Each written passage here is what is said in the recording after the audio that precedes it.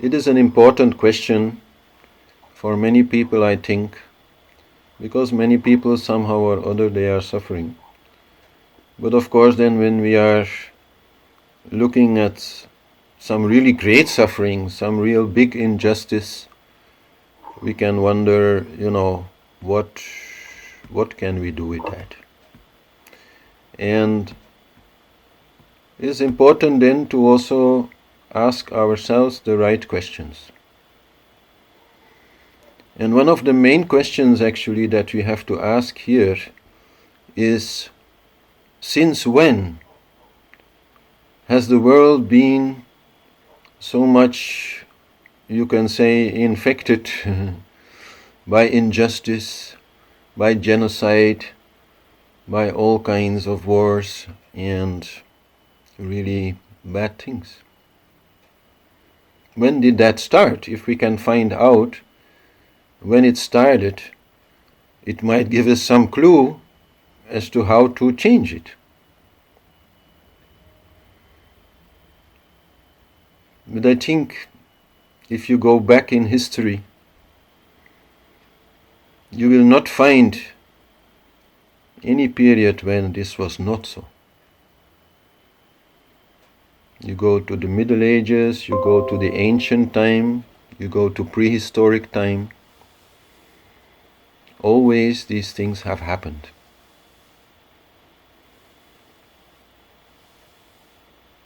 So that is the first realization that we really need to have when we are very much impressed by these things, that somehow these things appear to be, you could say, natural to life and to humanity, that sometimes really bad, unforgivable things, they happen.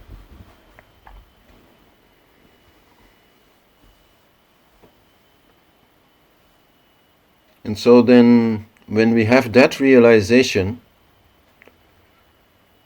we can still feel, okay, I accept that somehow these things happen, but I cannot accept it if I cannot do something about it. At least try from my side to do something about it, to fight this injustice. And so then the third thing that comes then is what to do. What can we do about it? Why are these problems there? And the answer is, of course, only one: ego. Why are people so greedy? Why are they so selfish? Why don't they care also, let's say, for the environment and for the suffering of animals in modern, agriculture and big chicken farms? And, once you get into it, there is a lot of terrible suffering everywhere. But so the reason is always the ego. Somehow people are choosing me, without any regard to us or others. So why is that? It is because they don't feel connected to others. The moment we feel connected to others, then we care for them. Like, since you are from that country, you feel connected to them. They are your family, your clan, your country. So then you feel very connected. And that's why you care. But I'm sure if you talk about it to other people who have no idea about this problem, they will also not be very interested because they are not very connected. So, even though, of course, these things are in a way unforgivable, at the same time, we also have to understand that we cannot blame people for feeling disconnected.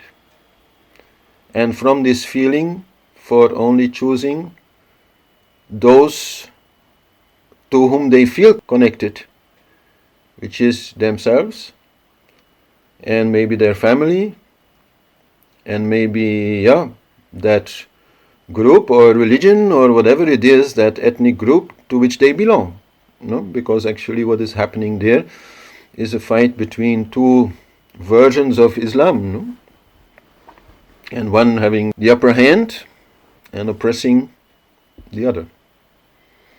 Because the ones who are oppressing feeling very connected to their own group and not feeling connected to the other group. While actually they're all human beings. And we should be feeling connected to everyone. And not just to human beings, we should feel connected also to animal beings and plant beings. So that anyhow, it will take time for humanity to come to a point where these things, I would say, calm down. I doubt they will totally disappear. But these things will calm down if humanity can become a little more connected. But so many people, they're not even connected to themselves. So how can they really connect to others? This is a problem which has existed all history, and it will still go on for some time. Until maybe, some growth, some spiritual growth can be there, and more people from the heart feel really connected and stop doing these awful things. So that then gives us the answer somehow to what can I do? We can work on this in so many different ways, and sure, since you are very connected to this issue, you will do your best to make others aware of it and somehow or other provide support, provide relief, provide maybe some opposing political power, so that these things, real genocide, is not happening. But that is not the only thing also, and also maybe what you can do there is limited. But the main thing that we have to do there is always work on ourselves, on our own ego and on our own connection. And then maybe also share that with others, so that also others there, they may grow and learn. And then slowly, we can get there. The main thing is that if you let these things, which is very understandable, but if you let these things disturb your inner peace, then from that unrest, from that unhappiness, whatever you will do will actually mostly add to the problem. So somehow or other, it's hard to say, I know, but somehow or other you have to kind of keep that peace, forgive these atrocities, while still trying to stop them. That is actually a very major thing that we have to learn. Even if, let's say, it's just about our own mistakes or our own incapacity to do something the right way. I'll give a practical example. Suppose, let's say, you have not been cooking very well every day, fresh food, and not in that way nourishing yourself properly, and there's been too much junk food, and you know it, and you change that. But in order to change that, first you will have to accept that it is there. First you will have to forgive yourself for that being there, so that you get your inner peace back. And then you can change it. And then you can say, okay, from tomorrow I'll really do it. Every day I'll cook something fresh. So that is what we have always to do whenever we try to do something in the yogic way, I would say. Is that whatever disturbance is there, whatever is there that we do not like, we first accept it so that our inner peace stays intact, or we can regain it, and then try to change it. And many people feel that in order to change something, they have to be non-accepting that thing.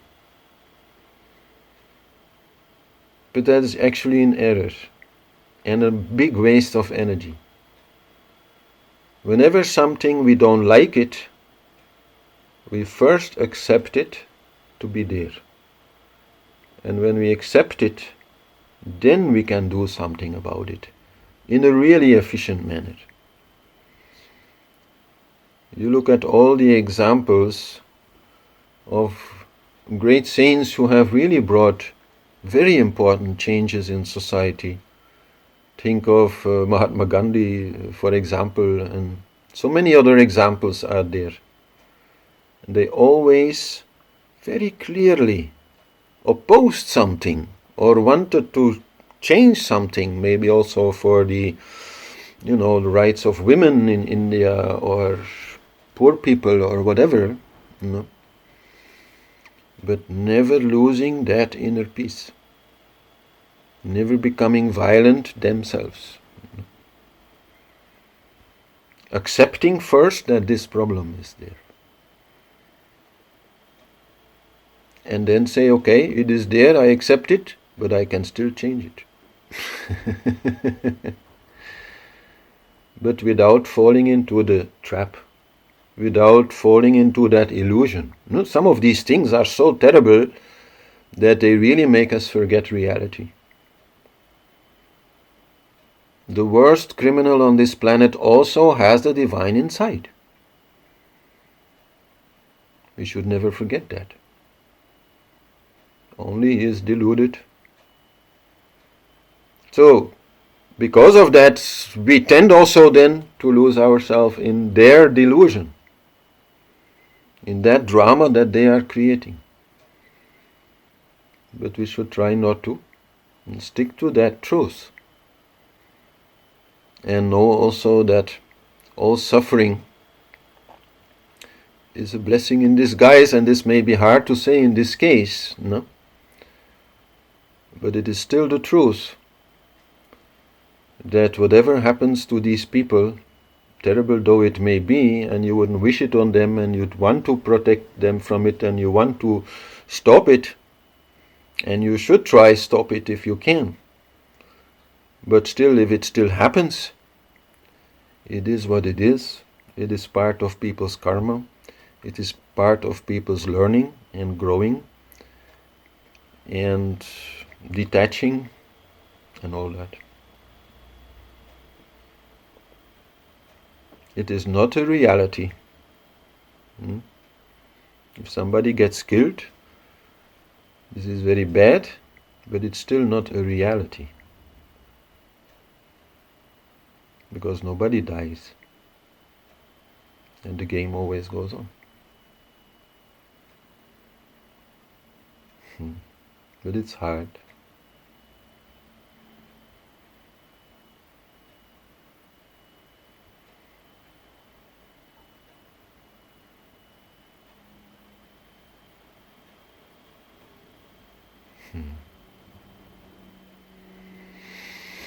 I was lucky there to meet Harish Johari when I was 20 years old, because at that time I was so upset with society. I was so upset with environment issues, what we then call third world issues, the exploitation of the third world by the Western countries. Even within my country, the social injustices which were still there very much, I was on my way to become a terrorist, honestly. Honestly. And fortunately I met him, and he could make me understand otherwise. He could make me understand that all these problems are related only to one problem, which is the ego. And that if we want to do something about these problems, maybe first we take care of this problem. And then see, okay, whatever else we can do, and however else we can inspire others to do it.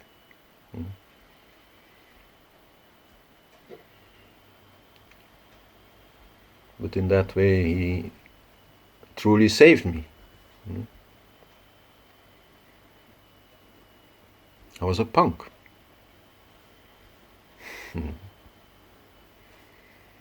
That meant something at that time, It meant you really did not agree anymore. You wanted nothing to do with this society which was so terrible.